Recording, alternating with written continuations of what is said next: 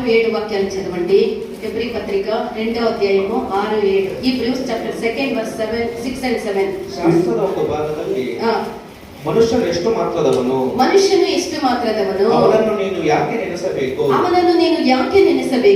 ಮಾನವನು ಎಷ್ಟರವನು, ಅವನಲ್ಲಿ ಯಾಕೆ ಲಕ್ಷ್ಯ ಬಿಡಬೇಕು, ಅವನನ್ನು ದೇವದೂತರಿಗಿಂತ ಸ್ವಲ್ಪವೇ ಕಡಿಮೆಯಾಗಿ ಮಾಡಿದ್ದೀಯಲ್ಲ, ಪ್ರಭಾವವನ್ನು ಮಾನವನ್ನು ಅವನಿಗೆ ಕಿರೀಟವಾಗಿ ಇಟ್ಟೆ. ಹಲ್ಲೆಲೂಯಾ. தமிழ்ல சொல்லுவோமா? ஒரு இடத்திலே ஒருவன் சாட்சியாக மனுஷனை நீர் நினைக்கிறதற்கும் மனுஷனுடைய குமாரனை நீர் விசாரிக்கிறதற்கும் அவன் எம்மாத்திரம். அவனை தேவதூதரிலும் சற்று சிறியவனாக்கினி மகிமையினாலும் கனத்தினாலும் அவனுக்கு முடிசூட்டி உம்முடைய கரத்தின் கிரியைகளின் மேல் அவனை அதிகாரியாக வைத்து சகலத்தையும் அவனுடைய பாதங்களுக்கு కీழ்పడుతినీర్ என்று சொன்னான்.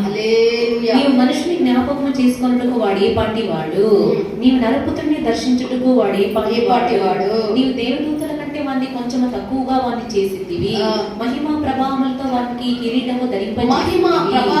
వానికి కిరీటము ధరింపచేసితివి, నీ చేతి పనుల మీద వానికి అధికారము అనుగ్రహించితివి, వాని పాదముల క్రింద సమస్తమును ఉంచితివి. హల్లెలూయా. ఈ యొక్క వాక్యాన్ని మనము ధ్యానించినట్లయితే కొన్ని దీవెనకరమైనటువంటి సత్యములు ఈ యొక్క వాక్యమందు మనకు వెల్లడి పరచబడుతూ ఉన్నది. మనుషుని జ్ఞాపకము చేసుకొనుటకు వారు ఏ పాటి వాడు, తర్వాత కింద వాక్యాల్లో మనం చూసినట్లయితే దేవదూతల కంటే వారిని కొంచెం తక్కువ వానిగా దేవుడు చేసి ఉన్నాము అని మనం చూస్తూ ఉన్నాము. ఎందుకు దేవుడు దేవదూతల కంటే మనిషిని కొంచెం తక్కువ వానిగా చేసి ఉన్నాడు అంటే దేవదూతల కంటే మనిషిని దేవుడు ఎందుకు తక్కువ వానిగా చేసి ఉన్నాడు అనేటువంటి సత్యమును మనము అర్థం చేసుకొని தேவனானவர் எதற்காக தேவதூதரிலோ நம்மை சப்ஸ்ரீவராக மாற்றியிருக்கிறார் என்ற சத்தியத்தை அறிவோம் என்று சொன்னாள். మనకు ఎన్నో కార్యాలు మనం తెలుసుకోవచ్చు, ఎన్నో కార్యాలు அறிந்து கொள்ள முடியும். దేవుడు ఎందుకు కొన్నిసార్లు మనకంటే తక్కువ వాళ్ళని, మనకంటే అల్పులని, మనకంటే ఏమీ లేని వాళ్ళని మనము ఎక్కువగా చేసి మనల్ని తక్కువగా చేస్తూ ఉన్నారని మనం అర్థం చేసుకోవాలి. பார்க்கும்போது கர்த்தர் எதற்காக நம்மை பார்க்கலாம் சிறியவர்களை, நம்மை பார்க்கலாம் குறைந்தவர்களை, நம்மை பார்க்கலாம் அதிகமாக உயர்த்துகிறார் என்று நாம் உணர வேண்டும். మనకంటే తక్కువ వాళ్ళగా అనగా చిన్న వాళ్ళగా, అనుభవం లేని వారు, చదువు తక్కువగా ఉండేవాళ్ళు, మనకంటే ఎంతో తక్కువగా ఉండేవాళ్ళు పొగడబడేటప్పుడు, మనము తగ్గించబడేటప్పుడు ఎందుకు అని కొన్ని సందర్భాల్లో మనకి ప్రశ్న వస్తుంది. ఎందుకు దేవుడి విధముగా అనుమతిస్తున్నాడు? మనకుండే జ్ఞానం వాళ్ళకి లేదే, మనకుండే చదువు లేదే, మనకుండే పలుకుబడి లేదే, మనకుండే అనుభవం లేదే, మనకుండే భక్తి లేదే, మనకుండే భయం లేదే, మనకుండే ఈ కార్యాలు వాళ్ళ లేదే, అయినా ఎందుకు దేవుడు వాళ్ళని గొప్పవాడగా మనల్ని తక్కువగా వాడగా చేసి ఉన్నారని కొన్ని సందర్భాల్లో మనకి ఇలాంటి ఒక ప్రశ్న కలుగుతూ ఉంటుంది. நமக்கு முன்பாகவே நம்மை பார்க்கலாம் சற்று ஞானத்திலும் சரி, புத்தியிலும் சரி, திறமையிலும் சரி, எல்லாவற்றிலும் குறைந்தவர்களை நம்மை பார்க்கலாம் அதிகமாக அவர்களை தேவன் ஏற்றுக்கொள்வார், அவர்களை புகழ்வார், நமக்கு செய்வார். ஆனால் தோன்றால் அப்படி செய்கிறார் நாம் நினைக்கலாம். కొన్ని సందర్భాల్లో ఎందుకు దేవుడు మనకి ఇదంతా అనుమతిస్తూ ఉన్నాడు? ఎదற்கு దేవుడు அப்படி நமக்கு செய்கிறார்? ఎందుకు ఇంత నిందలు, ఇంత అవమానాలు మనకు? ఎదற்கு நமக்கு ఇతని నిందలు, అవమానాలు? ఎందుకు మనం చేయనటువంటి కార్యాలు మన మీద ఈ విధముగా మోపుతూ ఉన్నారు, ఈ విధముగా నిందిస్తూ ఉన్నారని? ఎదற்கு நாம் செய்த కార్యాలు நம்ம மேலே சுமத்துகிறார்கள், అవిధముగా సాక్షిகிறார்கள். ఎందుకు మనం ఇంత హీనమైనటువంటి ఒక కార్యాలను మన మీద చేస్తూ ఉన్నారే? ఎందుకు మనకి ఇన్ని కష్టాలు, ఎందుకు మనకి ఇన్ని బాధలు, ఎందుకు మనకి ఇన్ని అవమానాలని, మనం ఎందుకు దేవుడు మన జీవితంలో ఇవంతా అనుమతిస్తూ ఉన్నారని మనం అనుకుంటూ ఉంటాము. ఎదற்கு நம்ம జీవితంలో ఇతర కష్టాలు, ఉపద్రవాలు, పోరాటాలు நமக்கு கர்த்தர் எதற்கு எல்லாவற்றையும் అనుమతించారు మనం సినారిలో కేட்கலாம். దాని వెనుక మహత్తైనటువంటి దేవుని యొక్క సంకల్పం ఉన్నదని మనం అర్థం చేసుకోవాలి. కర్తరుడికి ఒక మహత్వమైన ఒక సిద్ధం ఇరుపది. మనం మంచిగా జీవించి మన వివిధమైనటువంటి ఒక శ్రమల్లో మనం వెళ్తూ ఉన్నామంటే దాని వెనుక దేవుని యొక్క మహా గొప్ప సంకల్పం మనం ఉందని మనం గుర్తెరగాలి. நம்ம జీవితం இப்படிப்பட்ட ஒரு சங்கடத்துக்குள்ள இப்படி சோதனைக்குள்ள போகிறான்னு சொன்னா அதுக்கு பின்னாக ஒரு ஏதோ ஆசீர்வாదం இருக்குது.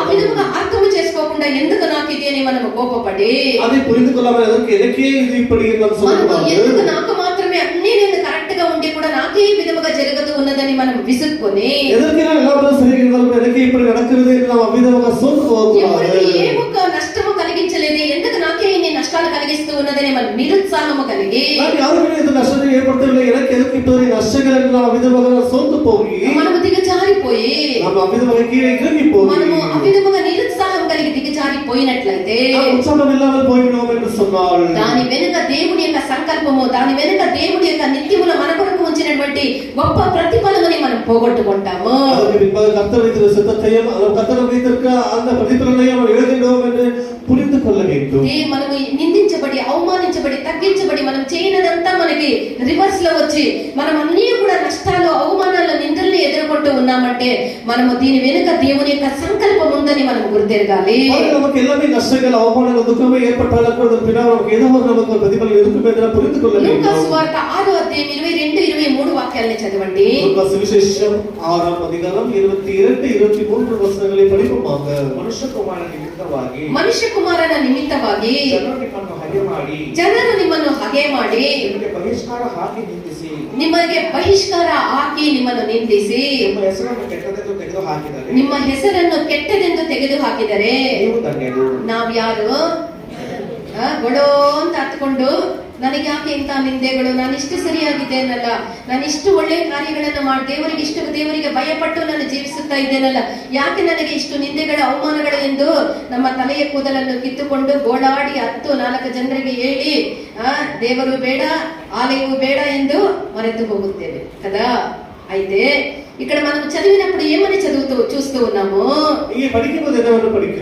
ఎవరైనా మనల్ని నిందించి అవమానించి మనల్ని దుఃఖపరిచేటప్పుడు మనం தமிழ்ல மட்டும் படியும் மனுஷ குமாரன் நிமித்தமாக ஜனங்கள் உங்களை பகைத்து புறம்பாக்கி நிந்தித்து உங்கள் நாமத்தை பொல்லாததென்று தள்ளிவிடும் போது இவர்கள் பொல்லாதவர்கள் என்று நம்மை தள்ளும் போது நீங்கள் பாக்கியவான்களாய் நாம் யாரு, நாம் தரித்திரர் என்று நாம் நினைக்கிறோம். ஆனால் வசனம் என்ன சொல்லுகிறது, நாம் பாக்கியவான்கள் என்று.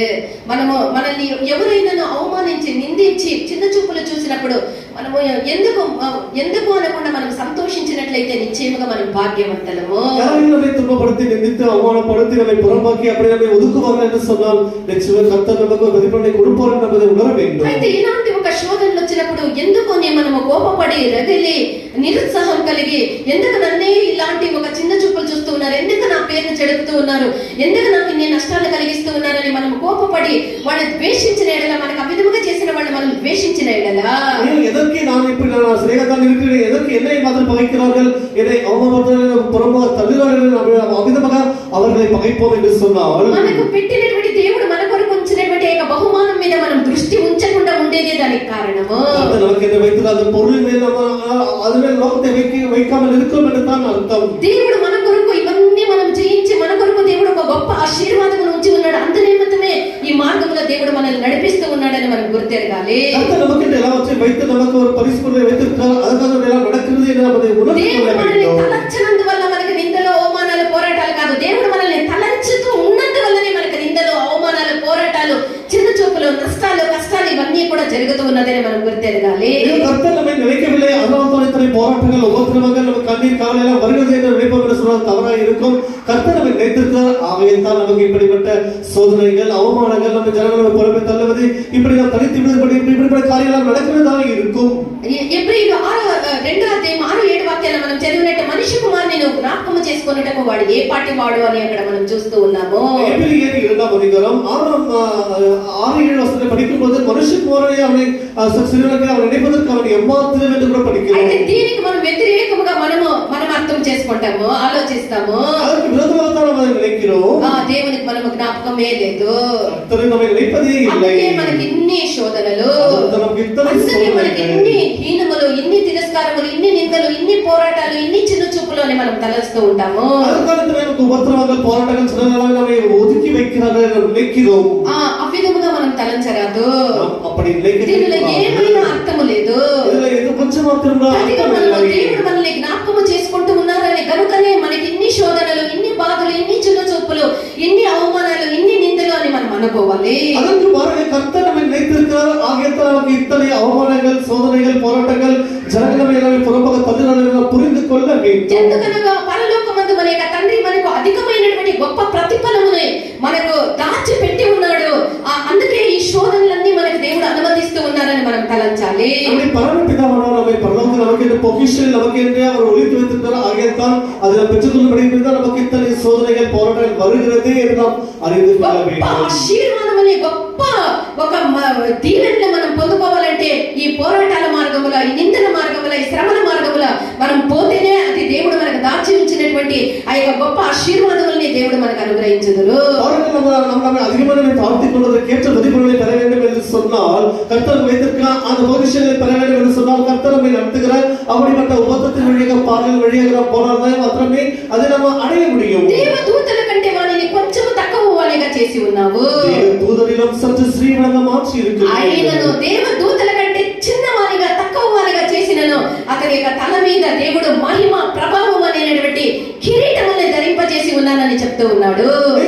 தேவதூதரும் ஸ்ரீவனாக ஆகிலும் கூட அவருடைய தலையின் மேலே மகிமை கிரீடத்தை வைத்திருக்கிறேன். గ్లోరీ అండ్ హానర్, దేవుడు మహిమ ప్రభావములు అనేటువంటి కిరీటముని ఆ తక్కువగా చేయబడినటువంటి దేవదూతల కంటే తక్కువగా చేయబడినటువంటి ఆ నరుని యొక్క తల మీద మహిమ ప్రభావములు అనేటువంటి కిరీటమును ధరింపజేసి ఉన్నాడు.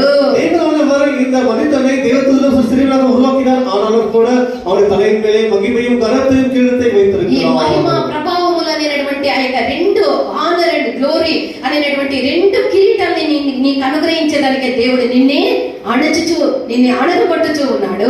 இந்த மகிமையும் கனத்தையும் கிரீடத்தை கொடுக்கும்படி தான் கர்த்தர் உன்னை அபிதமாக உன்னை நெருக்கிக் கொண்டிருக்கிறார். మహిమ ఘనతలు అనేటువంటి ఆ యొక్క రెండు కిరీటములు సాధారణమైనటువంటి కిరీటములు కాదు. இந்த మహిமை గణం என்ற இரண்டு கிரீடம் கூட சாதாரணமான கிரீடம் இல்லை. అది చాలా విశేషమైనటువంటి ఒక కిరీటములు. அது மிக விசேஷமான கிரீடமாக ఒక్కొక్క దైవికమైనటువంటి స్వభావానికి ఒక్కొక్క కిరీటము ఉన్నట్టుగా మనం వేదములో చూడగలము. ஒவ்வொரு தெய்வீக சபாவத்திற்கும் அதற்கு இன்னாக ஒரு கிரீடம் இருக்கிறது என்பதை வேதத்தை புரிந்து கொள்ளலாம். మనము ఎన్ని దైవికమైనటువంటి స్వభావాలు ఎన్ని మనము కలిగి ఉంటామో అన్ని కిరీటముల గురించి మనము అన్ని కిరీటములు మనం పొందుకున్నట్లుగా వేదములో ఉన్నది. நாம் கர்த்தருடைய தெய்வீகமான சுபாவங்களை எத்தனை பெற்றுக்கொள்கிறோமோ அத்தனை தெய்வீகமான கிரீடங்களை பெற்றுக்கொள்வோம் என்று வேதத்திலே படிக்கலாம். 2వ అధ్యాయం 10వ వాక్యములో మరణము వరకు నమ్మకముగా ఉండవారికి జీవ కిరీటము ఇవ్వబడినని ఇక్కడ మనం చూస్తూ ఉన్నాము. வெளிப்படுத்தின விசேஷம் 2ஆம் அதிகாரம் 10ஆம் வசனத்திலே அங்கே மரணம் வரைந்த உண்மையிலே உள்ளபோது ஜீவ கிரீடத்தை கொடுக்கிற வசனம் சொல்லுகிறது. అయితే ఇక్కడ మహిమ ప్రభావములు అనేటువంటి రెండు కిరీటములు దేవదూతల కంటే తక్కువగా సృష్టించబడినటువంటి ఆ నరునికి దేవుడు దయచేస్తానని చెప్తూ ఉన్నారు. ஆனாலும் தேவதூதரிலும் சற்று சிறியவனாக உருவாக்கப்பட்ட இந்த மனிதனுக்கு தேவனானவர் இந்த மகிமையும் கனத்தையும் கிரீடத்தை கொடுப்பேன் என்று சொல்லுகிறார்.